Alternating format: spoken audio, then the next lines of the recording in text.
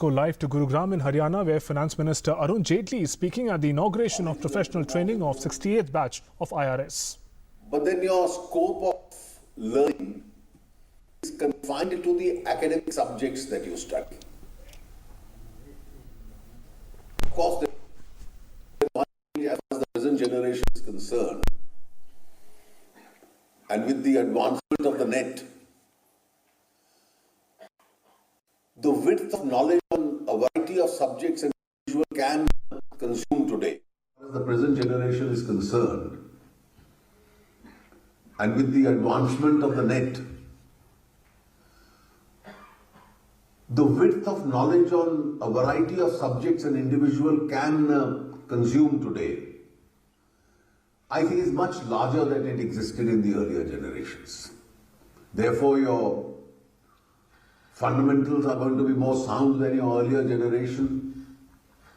The width of the subjects on which you accumulate knowledge is going to be far bigger. Your deep insight as to what is happening in the rest of the world is going to be far greater. But then every subject that you study in the course of your service, every case or every file that you deal with, itself will change. The number of products being produced will change. Their processes will change. They will evolve. And therefore, when you adjudicate on what will be the leftovers of the present manufacturing tax, itself a different kind of application of mind will be required. New services will emerge. And therefore, the taxman's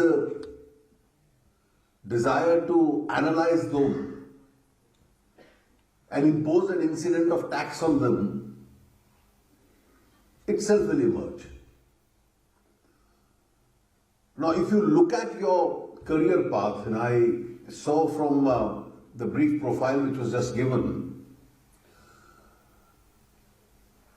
then most of you are in various age groups of 23 years upwards, but the average age being in 20s.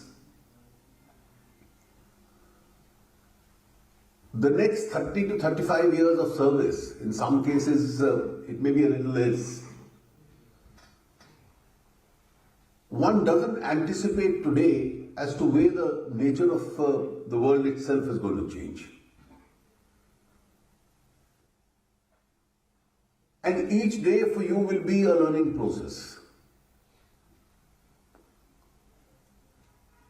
So from the time your senior colleagues in the board, when they must have joined the service,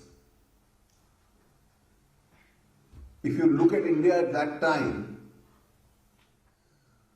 a country where incidence of direct tax, the income tax, would have been extraordinarily high. And in an extraordinarily high taxation economy, evasions itself were very high. The width of the banking system itself was very small. India was not a great manufacturing economy, and therefore with a low base of manufacturing, our manufacturing taxes were very high. The idea of a service tax was not even thought of. Being dependent on a large number of foreign products, customs was also a key primary source of earning. And the revenue perceptions were, in terms of policy, that you levy a higher rate of tax and probably that will get you greater collections. And then we've seen post 1991 the entire course of economy altering itself. that what you need is a broader base of economy for which you need a lower level of taxation. You need to manufacture products and provide services which are more competitive in character. And therefore your taxes will have to be globally compatible. And competition is not merely domestic, competition is global. And therefore, over the last 2.5 decades, we've been guided by those principles itself. And I think one important change while you will be in service,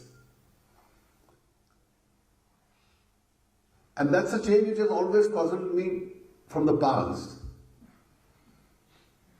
There are many economies in the world, as they grow, they develop. Payment of legitimate taxes is a part of a citizen's duty. And non-payment is visited with severe consequences. We have lived through the last 7 decades in India under an impression that if avoidance could be done of government revenue, there was nothing improper or immoral about it. That was considered to be commercial smartness. And of course, some people were visited with very serious consequences. And I think the India that we foresee in the next future decades, where most of you would be administering. That was Finance Minister Arun Jaitley addressing the inauguration of professional training of 68th batch of Indian Revenue Service officers.